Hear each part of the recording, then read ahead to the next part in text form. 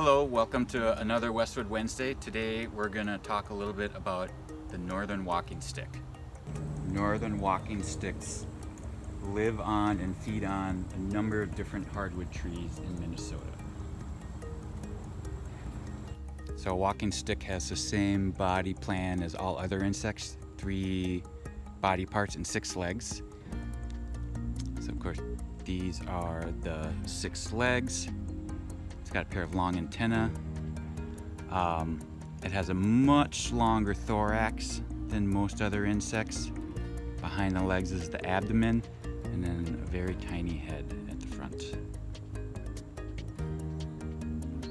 Northern walking sticks are experts at camouflage.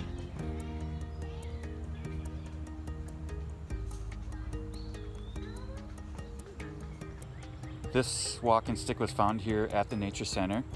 They're probably pretty common in Minnesota, but since they are so well camouflaged, they're difficult to find.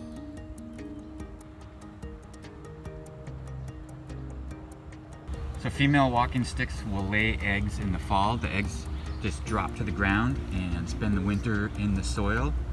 In the springtime, the young walking stick nymphs will hatch.